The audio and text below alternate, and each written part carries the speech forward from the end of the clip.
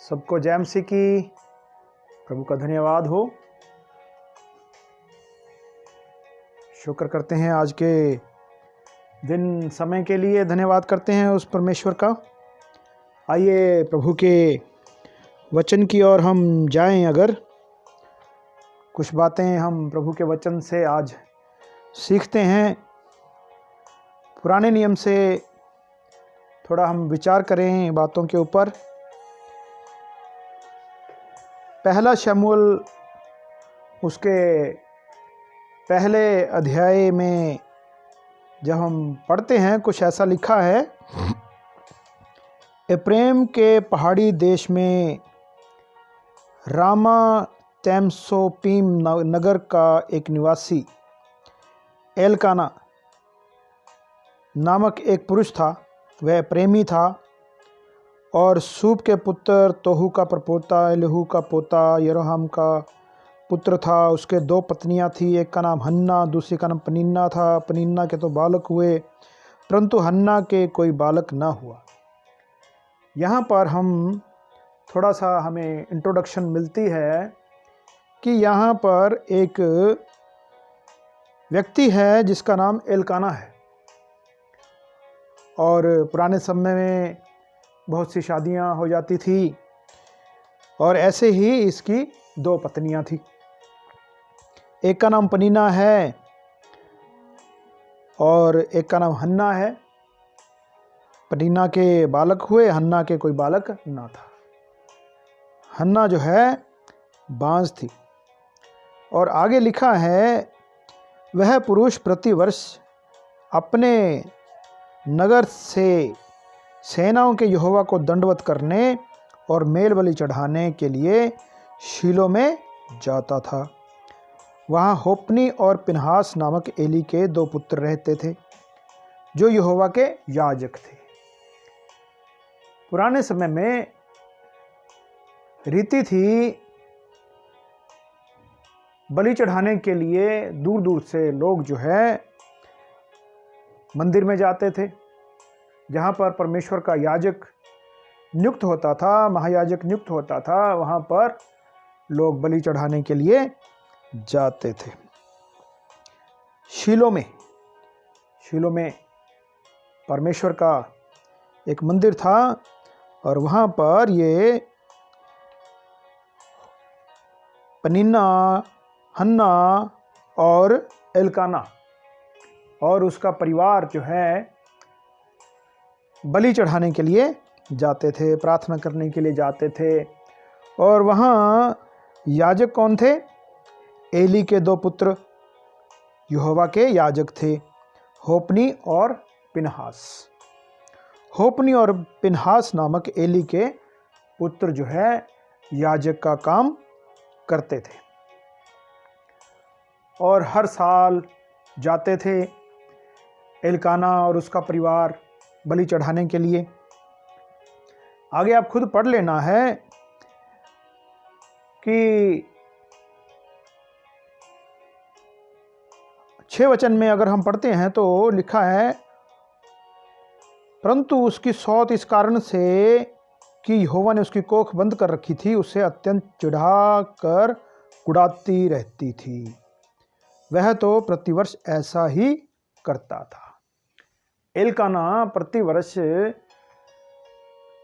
परमेश्वर के मंदिर में बलिदान चढ़ाने के लिए जाते थे, मन्नत मांगने के लिए जाते थे, प्रार्थना करने के लिए जाते थे, रीति रिवाज के अनुसार जाते थे। और जो है सौ जो है पनीना वो हन्ना को चिढ़ाती थी, तुम्हारे तो बालक नहीं है, तुम बांझ हो। ऐसे आज भी समाज में हम देखते हैं। सौतन जो है एक दूसरे के ऊपर ताने कसती हैं। आज के समय में तो सौतन नहीं है, कानून ऐसा बन गया है, लेकिन जो फोक सॉन्ग है, पारंपरिक जो गीत हैं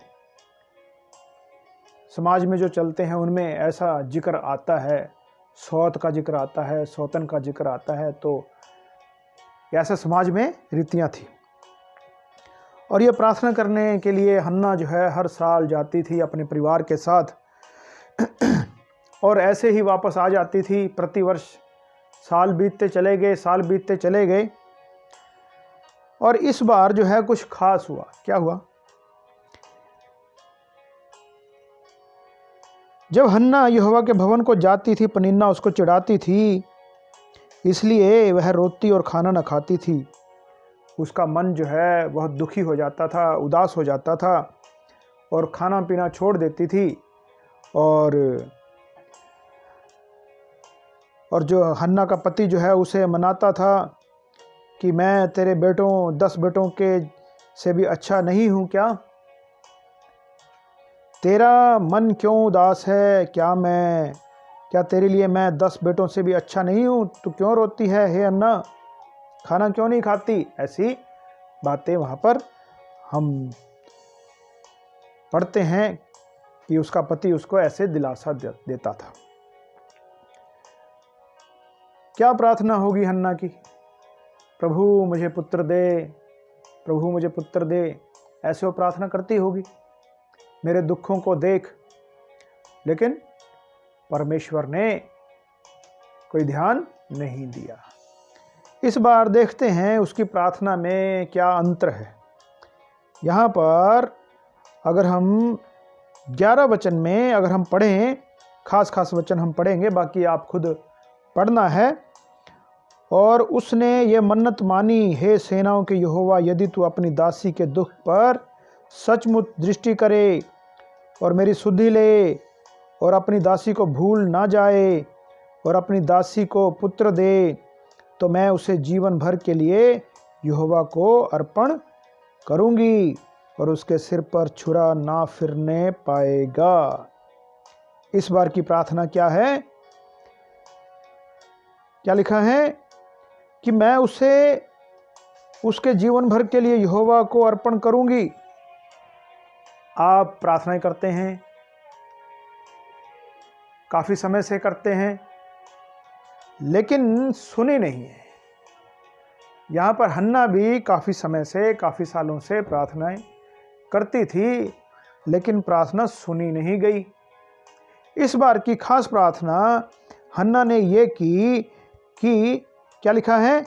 यदि तू अपनी दासी के दुख पर सचमुच दृष्टि करे और मेरी सुधि ले, अपनी दासी को भूल न जाए और अपनी दासी को पुत्र दे।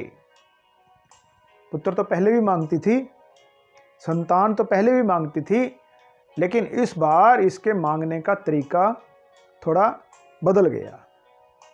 ये क्या कहती है कि मैं उसे जीवन भर के लिए यहोवा को अर्पण कर दूंगी, यहोवा के भवन में सेवा करने के लिए मैं उसको दे दूंगी। आप प्रार्थनाएं करते हैं, आपकी प्रार्थना सुनी नहीं जाती, प्रार्थनाएं बदल दीजिए। आपकी प्रार्थना से, आपके मांगने से परमेश्वर को तो कोई फायदा हो। आप कहते हैं मुझे ये मिल जाए, गाड़ी मिल जाए, मुझे मकान मिल जाए, मुझे जो है अच्छी कोठी मिल जाए, बंगला मिल जाए। परमेश्वर को क्या फायदा है? क्या करेंगे?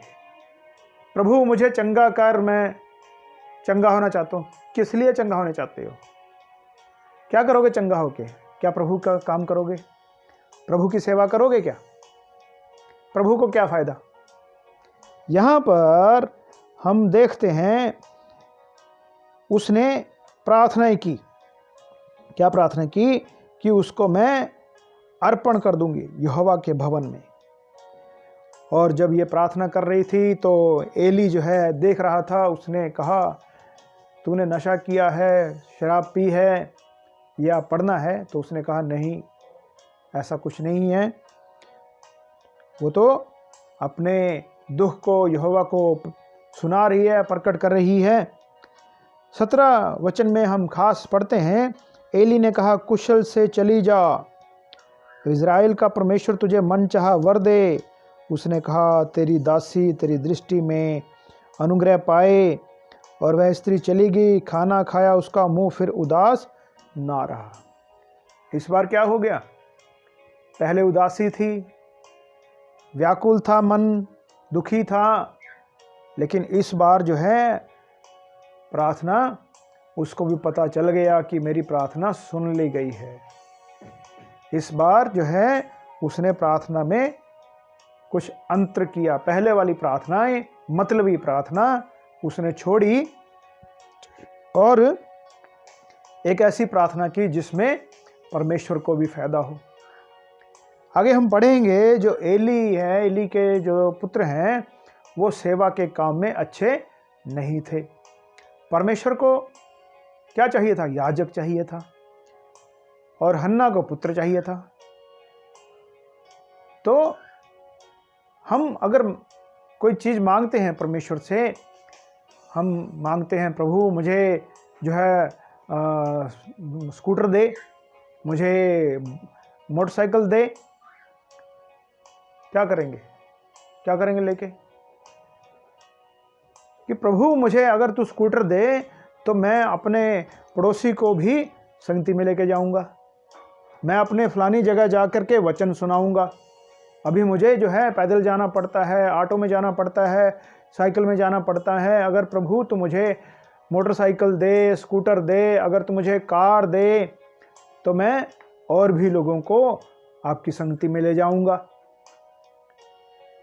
अगर प्रभु तू मुझे बहुत बड़ा मकान दे, तो मैं जो है परमेश्वर तेरी कलीसिया अपने मकान में लगाऊंगा। मैं बहुत से लोग बचेंगे, बहुत से लोगों को सुसमाचार सुनाऊंगा मैं।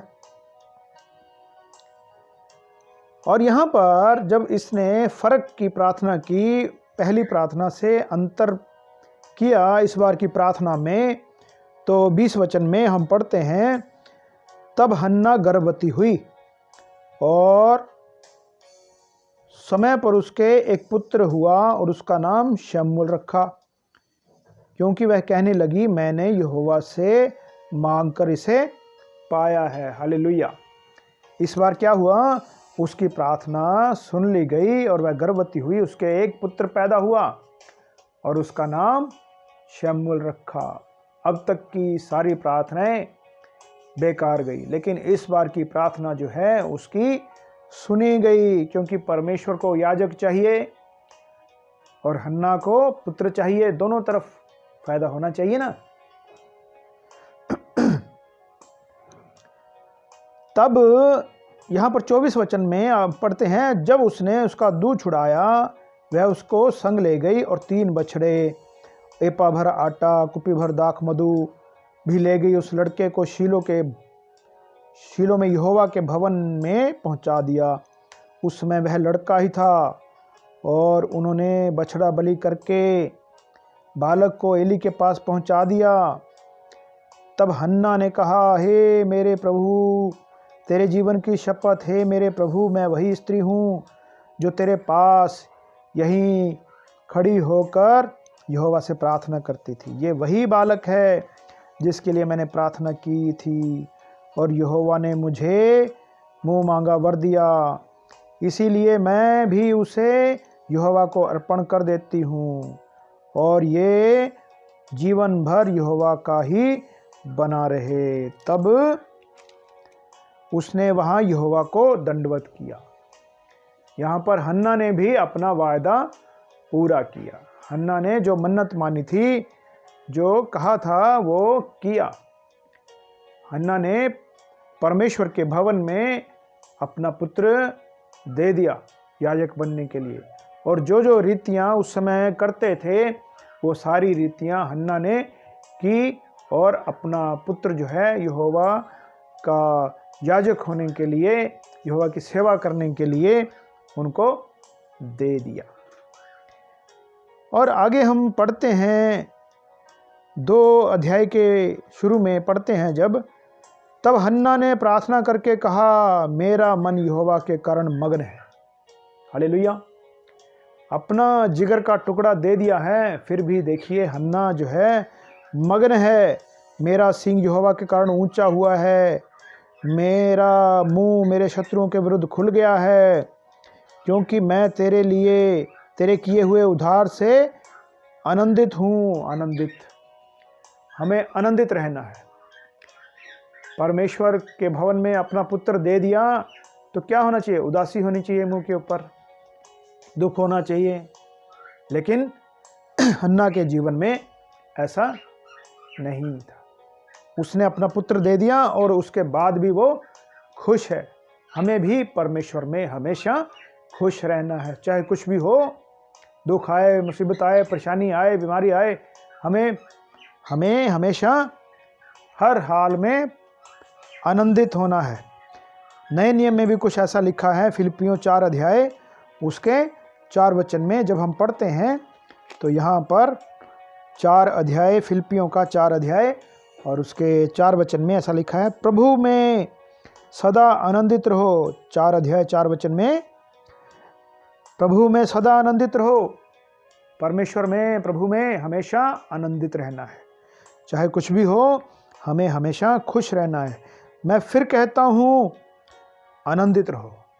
हमेशा हमें प्रभु में आनंदित रहना है। यहाँ पर हन्ना की जगह अगर कोई और होता तो पहले तो वो बात से पलट जाता, मुकर जाता, और अगर करता भी, अगर वो अपनी मन्नत पूरी भी करता तो उदास हो जाता। परमेश्वर के काम में हमें खुश होना है, खुशी से काम करना है परमेश्वर का, मजबूरी में नहीं कि गले में ढोल बजा डाल दिया है तो बजाना ही पड़ेगा, कहा है भाई ने सेवा करने के लिए तो करनी पड़ेगी, है ना। ऐसा नहीं, आनंद से प्रभु की सेवा, आनंद से अगर हम करेंगे तो प्रभु हमें आशीष देगा। यहाँ पर हन्ना को आशीष मिली, पढ़ेंगे आगे हम आशीष मिली या नहीं मिली। एक और बात याद आती है, जब बहुत भीड़ थी प्रभु यीशु मसीह के पीछे और प्रभु ने कहा इनके लिए खाने का इंतजाम करो, तो वहाँ पर जो है 2 मछलियाँ थी, 5 रोटियाँ थी, और उसने, बच्चे ने, उस बालक ने हंसते हंसते खुशी से वो 5 रोटियाँ 2 मछलियाँ वो खुशी से दे दी। और परमेश्वर ने, प्रभु यीशु मसीह ने वो कितने लोगों को खाना खिला दिया। आनंद से सेवा की उस बच्चे ने, उस बालक ने। और उसके बाद हम पढ़ते हैं, भरी हुई, बचे हुए खाने की भरी हुई 12 टोकरियां चेलों ने उठाई। ये प्रभु के काम में ये आशीष मिलती है, बरकत मिलती है। लेकिन जब हमारी नीयत जो है साफ हो, अगर हमारी नीयत में खोट है, अगर हम जो है बुरी भावना से अपने मन में कोई और मतलब रख करके कुछ करते हैं प्रभु के लिए, तो उसमें जो है फल आना मुश्किल होता है।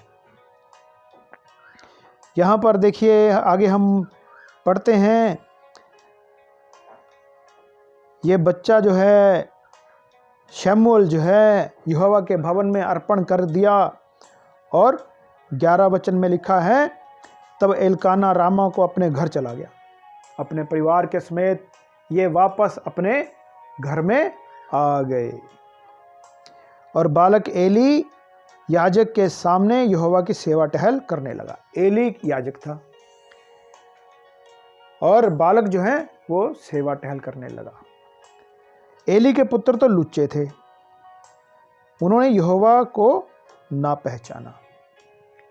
यहाँ पर बात जो है कुछ ऐसा है कि एली के जो पुत्र थे, एली ने अपने बच्चों को भी भवन की सेवा में लगा दिया। उनका दर्शन तो नहीं था, लेकिन फिर भी उन्होंने अपने बच्चों को, एक पिता ने पुत्र मोह में पड़ करके परमेश्वर के काम में उनको भी लगा दिया। परमेश्वर का काम जो है पवित्रताई से होता है। आज के समय में भी हम देखते हैं, अगुए जो हैं कलीसिया में दूसरे लोगों को, जो आत्मिक लोग हैं, उनको आगे ना आने देकर अपने पुत्र को सेवा के काम सौंप देते हैं। चाहे वो लायक ना हो, फिर भी उसको सेवा का काम सौंप दिया जाता है, पुत्र मोह में पड़ करके, और उससे कलीसियाएं खराब होती हैं। यहाँ पर जो है एली के पुत्रों के बारे में लिखा हुआ है, वो कैसे थे, क्या क्या करते थे। वो जो है लुच्चे काम करते थे, वो कुकर्म करते थे। आप इसको पढ़ लेना है। और जब हम पढ़ते हैं 17 वचन में, इसलिए उन जवानों का पाप यहोवा की दृष्टि में बहुत भारी हुआ, क्योंकि वे मनुष्य यहोवा की भेंट का तिरस्कार करते थे। उनका पाप जो है परमेश्वर के नज़र में, परमेश्वर की दृष्टि में जो बहुत भारी पाप ठहरा। और परमेश्वर ने सोच लिया, परमेश्वर ने अपने दास को किसी को भेज दिया एली के पास, भविष्यवाणी की उसने कि तुम्हारा पूरा घराना जो है नाश हो जाएगा, भरी जवानी में कोई बूढ़ा नहीं होने पाएगा, उससे पहले ही वो जवानी में ही मर जाएंगे। 18 वचन में लिखा है, परंतु शमूएल जो बालक था सनी का उपोद पहने हुए यहोवा के सामने सेवा टहल किया करता था, और उसकी माता प्रतिवर्ष उसके लिए छोटा सा बागा बनाकर जब अपने पति के संग प्रतिवर्ष की मेल बलि चढ़ाने आती, तब बागे को उसके पास लाया करती थी। और हन्ना जो है प्रतिवर्ष, ये उस समय की रीति थी, रीति के अनुसार परमेश्वर के भवन में जाते थे लोग, और ये भी हर वर्ष परमेश्वर के भवन में आती थी, और उसके लिए एक छोटा सा बागा जो है, एक चोला जो है सील करके वो लाया करती थी। और यहाँ पर जब परमेश्वर ने देखा कि हन्ना का मन साफ है, हन्ना ने परमेश्वर के भवन के लिए याजक होने के लिए अपने बेटे तक को दे दिया है, तो आगे लिखा है, यहोवा ने हन्ना की सुधि ली और वह गर्भवती हुई, और उसके 3 बेटे 2 बेटियां उत्पन्न हुई, और बालक शमूएल यहोवा के संग रहता हुआ बढ़ता गया। परमेश्वर ने जो है हन्ना को और भी आशीष दी, 3 बेटे 2 बेटियां 5 हो गए, और शमूएल 6 हो गए। एक बांझ औरत को परमेश्वर ने 6 बच्चों की आशीष दी। 2 मछलियों से और 5 रोटियों से बहुत से लोग छक गए, भर पेट उन्होंने खाया और फिर भी बच गया। इतनी आशीष जब हम परमेश्वर के काम को अच्छी नीति से करते हैं, अपनी नीयत अच्छी होती है, तब जो है परमेश्वर की आशीष को कोई भी रोक नहीं सकता। यहाँ पर लिखा है, एली तो अति बूढ़ा हो गया था, और उसने सुना उसके पुत्र सारे इज़राइल से कैसा कैसा व्यवहार करते हैं, वरन मिलाप वाले तंबू के द्वार पर सेवा टहल करने वाली स्त्रियों के साथ कुकर्म भी करते हैं। तब उसने उससे कहा, तुम ऐसे ऐसे काम क्यों करते हो? मैं इन सब लोगों से तुम्हारे कुकर्मों की चर्चा सुना करता हूँ। 25 वचन में लिखा, यदि एक मनुष्य दूसरे मनुष्य का अपराध करे तब तो परमेश्वर उसका न्याय करेगा, परंतु यदि कोई मनुष्य यहोवा के विरुद्ध पाप करे तो उसके लिए कौन विनती करेगा? और ये जो है पाप जो है यहोवा के भवन में था और यहोवा के खिलाफ था। मनुष्य के खिलाफ करे तो परमेश्वर क्षमा करेगा, लेकिन कोई परमेश्वर के ही खिलाफ अगर उठकर खड़ा हो जाए तो कौन माफ़ करेगा? एक वचन और याद आता है, इब्रानिया उसका 10 अध्याय और उसके 26 वचन में हम यहाँ पर देखते हैं। इब्रानिया उसका 10 अध्याय उसके 26 वचन में लिखा है, क्योंकि सच्चाई की पहचान प्राप्त करने के बाद यदि हम जानबूझकर पाप करते रहे तो पापों के लिए फिर कोई बलिदान बाकी नहीं। फिर कहाँ बलिदान कोई और? यीशु मसीह तो बलिदान देकर चले गए। अभी हमें उसके वचनों के अनुसार हमें चलना है, उसकी आज्ञाओं में रहना है, जो कुछ उसने कहा है वही हमें करना है। और यहाँ पर आगे हम जब 27 वचन में पढ़ते हैं तो आप पढ़ लेना है। तो यहाँ पर लिखा है, तब परमेश्वर का एक जन एली के पास जाकर उससे कहता है, यहोवा यूँ कहता है। यहाँ पर परमेश्वर ने अपनी सज़ा जो है उस परमेश्वर के बंदे के द्वारा सारी बातें एली को कह सुनाई कि ऐसा ऐसा करके तुम्हारे ख़ानदान में होगा। और 29 वचन में पढ़ते हैं, इसलिए मेरे मेल बलि अन्न बलि जिन्हें मैंने अपने धाम में चढ़ाने की आज्ञा दी है, उन्हें तुम लोग क्यों पांव तले रौंदते हो? और तू क्यों अपने पुत्रों का मुझसे अधिक आदर करता है? पुत्र मोह में पड़ करके कलीसिया की तरफ ध्यान नहीं है। अपने पुत्र को आगे लाने के लिए आत्मिक लोगों का बलिदान आज भी होता है, आज भी होता है।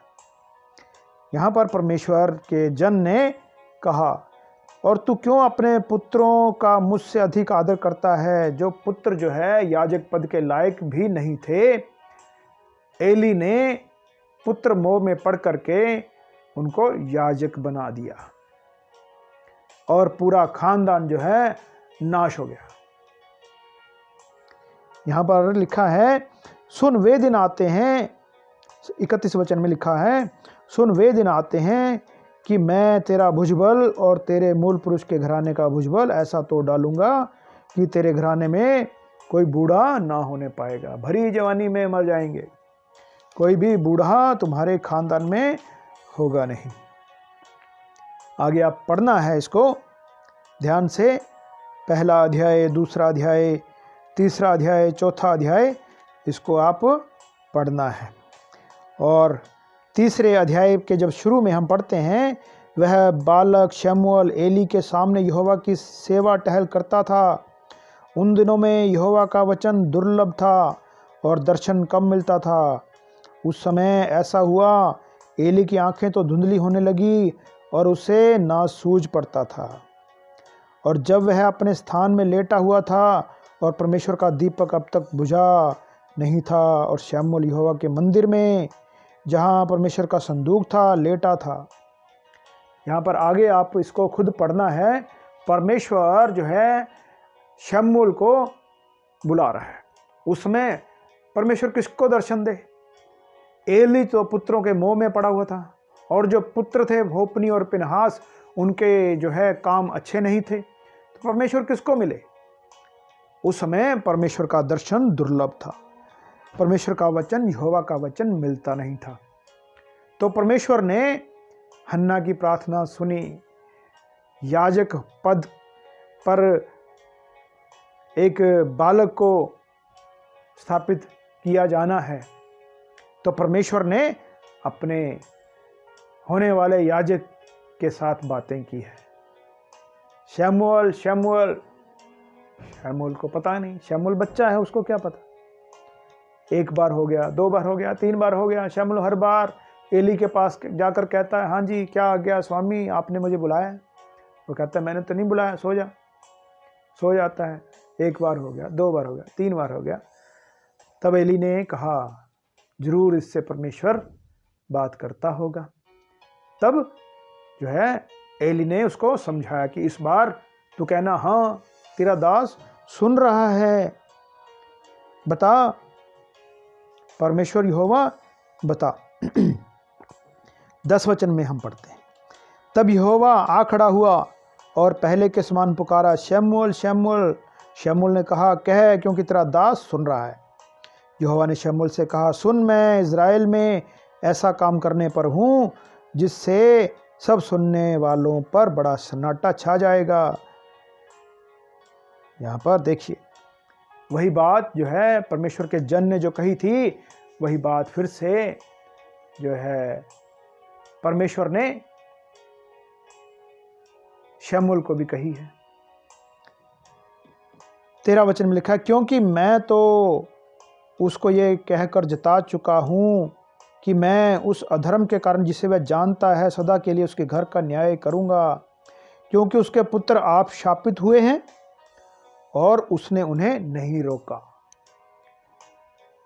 माँ बाप बच्चों के मुंह में इतना मत पड़े कि हम उनको गलत कामों से ना रोकें। ये सारे परिवार के लिए एक दुख का कारण होगा। यहाँ पर लिखा है, उसके पुत्र आप शापित हुए हैं और उसने उन्हें नहीं रोका। इस कारण मैंने एली के घराने के विषय में शपथ खाई कि एली के घराने के अधर्म का प्रायश्चित ना तो मेल बलि से होगा, कभी होगा, ना अन्न बलि से होगा। 19 वचन में लिखा है, शमूएल बड़ा होता गया, यहोवा उसके संग रहा और उसने उसकी कोई भी बात निष्फल होने नहीं दी। सिर्फ प्रभु प्रभु कहने से कुछ नहीं होगा। प्रभु के जैसा स्वभाव भी होना चाहिए, प्रभु की इच्छा में हमें रहना है। याजक तो बन गए, आज भी हम क्या हैं? हम सब जो हैं प्रभु का जो सुसमाचार सुनाते हैं वो याजक हैं। हम सब याजक हैं जिन्होंने यीशु मसीह को जाना है, यीशु मसीह को माना है। यीशु मसीह की आज्ञा है कि तुम जाओ, सारे जगत में जाकर सुसमाचार प्रचार करो। सबने, जो भी कोई प्रभु यीशु मसीह को पर विश्वास करता है, सबने ये काम करना है। वे याजक हैं। पढ़ते हैं हम जो है पहला पत्रस 2 अध्याय और उसके 9 वचन में जब हम पढ़ते हैं तो कुछ ऐसा ही वहाँ पर लिखा है। पहला पत्रस 2 अध्याय उसके 9 वचन में लिखा है, पर तुम एक चुना हुआ वंश, राजपदधारी याजकों का समाज और पवित्र लोग, परमेश्वर की निज प्रजा हो। तुम चुना हुआ वंश, याजकों का समाज, याजक हैं। आप लोग क्या हैं? जो प्रभु यीशु मसीह के ऊपर विश्वास करते हैं, आपको परमेश्वर ने याजक होने के लिए चुना है। तो याजक, हम जो हैं नए नियम के याजक हैं। हमें परमेश्वर का काम पवित्रताई से करना है। भूत प्रेत तो निकल जाएंगे आपके प्रार्थना करने से, बीमारियां भी चली जाएंगी यीशु नाम में, लेकिन आपका जीवन कैसा है? प्रभु यीशु मसीह ने समझाया। 7 अध्याय जब हम पढ़ते हैं और उसके 21 वचन में तो कुछ ऐसा लिखा है, जो मुझसे हे प्रभु कहता है, उनमें से हर एक स्वर्ग के राज्य में प्रवेश ना करेगा, परंतु वही जो मेरे स्वर्गीय पिता की इच्छा पर चलता है। स्वर्गीय पिता की इच्छा पर चलना है। प्रभु प्रभु कहने से कुछ होने वाला नहीं है। यीशु मसीह के नाम से दुष्ट आत्मा भाग जाएगी, ठीक है, चाहे आपका जीवन कैसा भी हो। अगर आपका जीवन सही नहीं है तो आप स्वर्ग में नहीं जाएंगे। भूत तो निकल जाएगा, बीमारी तो चली जाएगी, लेकिन आप जो है स्वर्ग में जाएंगे नहीं। उस दिन बहुत से लोग मुझसे कहेंगे, हे प्रभु, क्या हमने तेरे नाम से भविष्यवाणी नहीं की? भविष्यवाणी भी करेंगे। तेरे नाम से दुष्ट आत्मा को नहीं निकाला, दुष्ट आत्मा भी निकलेंगी। यीशु नाम से भविष्यवाणी होगी, यीशु नाम से दुष्ट आत्मा भी निकलेंगी। और तेरे नाम से आश्चर्य कर्म नहीं किए, आश्चर्य कर्म भी होंगे। लंगड़े उठ के भागेंगे, अंधे देखने लगेंगे, बड़े बड़े काम होंगे यीशु नाम में। तब मैं उनसे खुलकर कह दूंगा, लेकिन ये सब स्वर्ग जाने की गारंटी नहीं देता। ये काम करने से ये जरूरी नहीं है कि आप स्वर्ग में जाएं। मैंने तुमको कभी नहीं जाना, मैं जानता नहीं तुम कौन हो। हे कुकर्म करने वालों, मेरे पास से चले जाओ। याजक तो बन गए हैं, लेकिन प्रभु इस्तेमाल भी करता है।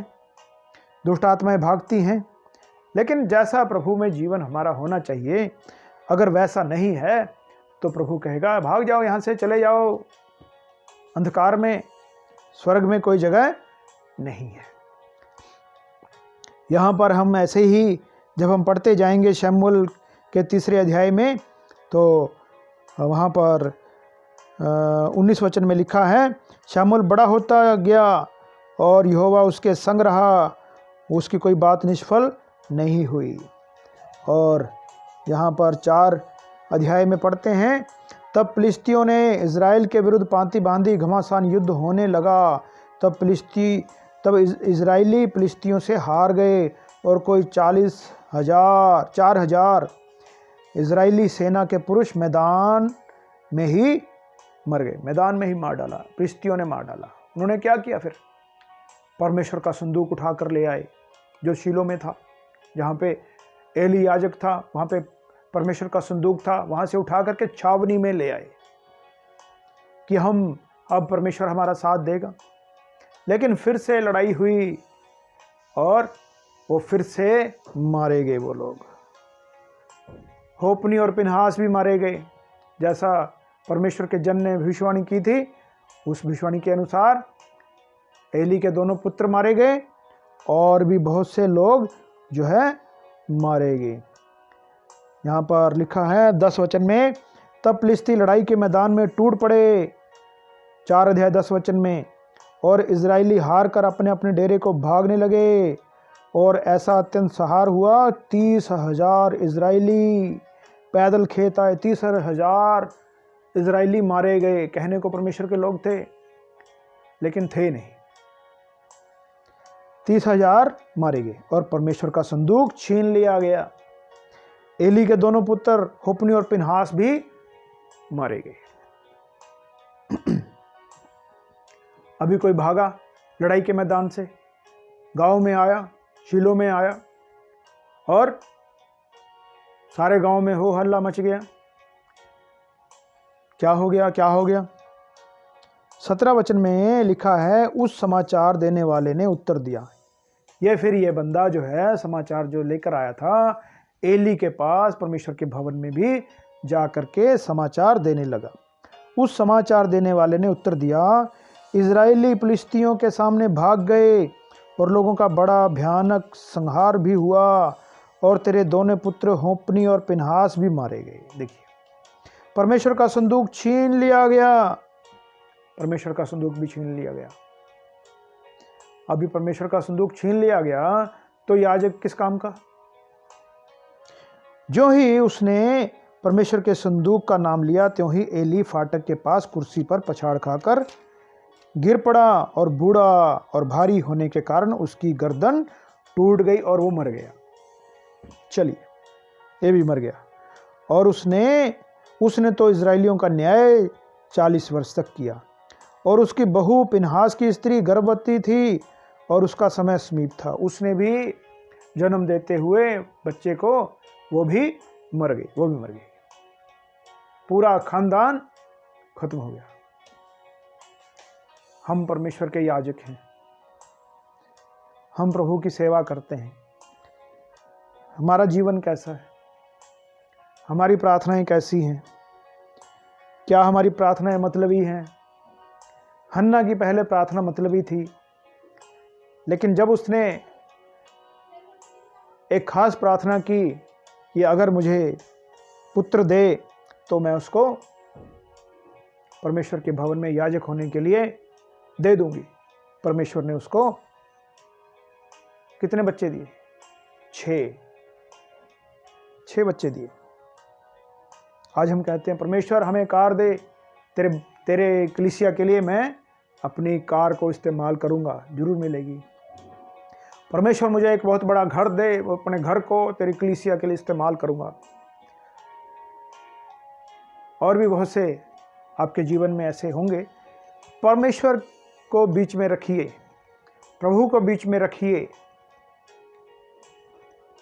आप बीमार हैं, प्रभु मुझे चंगा कर। क्या करोगे चंगा होकर के? प्रभु तेरी सेवा करूंगा। आप जरूर चंगे हो जाएंगे। परमेश्वर का भी तो फायदा होना चाहिए, प्रभु का भी तो फायदा होना चाहिए। हो सकता है आप प्रार्थनाएं करते हो, आपकी प्रार्थना से दुष्ट आत्मा भाग जाती हों, बीमारियां चली जाती हों, लेकिन परमेश्वर कहेगा, हे कुकर्म करने वालों, मुझसे दूर हट जाओ। अगर आपका जीवन सही नहीं है। हम याजक हैं, हम परमेश्वर के याजक हैं। हमारा महायाजक यीशु मसीह परमेश्वर के सज्जे हाथ में बैठा हुआ है। हालेलुया। हम परमेश्वर की सेवा करें, हम अपने मतलब से नहीं, परमेश्वर को बीच में रख करके अगर हम कोई काम करते हैं तो परमेश्वर जरूर हमारी प्रार्थनाओं को सुनेगा और हमें ऊंचा उठाएगा। Hallelujah, hallelujah. आइए एक छोटी प्रार्थना करें। सर्वशक्तिमान प्रभु यीशु मसीह, तेरी महिमा जय जयकार करते हैं, तेरे नाम को ऊंचा करते हैं। आप जीवित हैं, सच्चे हैं, हमारी प्रार्थना को सुनने वाले प्रभु हैं। प्रभु जी, आपके वचन के अनुसार हम चल सकें, आपकी आज्ञाओं में रहें, आपकी महिमा करें, जो प्रभु जी आपने हमें याजक पद दिया है, उसके अनुसार हम खुशी से प्रभु जी आपकी सेवा कर सकें, आपके नाम को ऊंचा करें, बहुत सी रूहों को बचाएं और प्रभु यीशु मसीह स्वर्ग राज में हम दाखिल होने पाएं। धन्यवाद करते हैं। सुनने वाले, देखने वाले सभी भाई बहनों, बच्चों को प्रभु, बुजुर्गों को प्रभु जी आपके हाथों में सौंपता हूँ। प्रभु जी हर कोई प्रभु यीशु मसीह मतलबी ना हो, बल्कि आपके काम में हमेशा बढ़ता चला जाए, आपकी सेवा करे, आपके नाम को ऊंचा करे। धन्यवाद करते हैं। आपने हमारी प्रार्थना को सुना है। पिता, पुत्र, पवित्र आत्मा, प्रभुओं के प्रभु यीशु मसीह के पवित्र नाम से हम मांगते हैं, सुन और कबूल कर। आमीन, आमीन। Hallelujah, hallelujah. जय मसीह की सबको, जय मसीह की।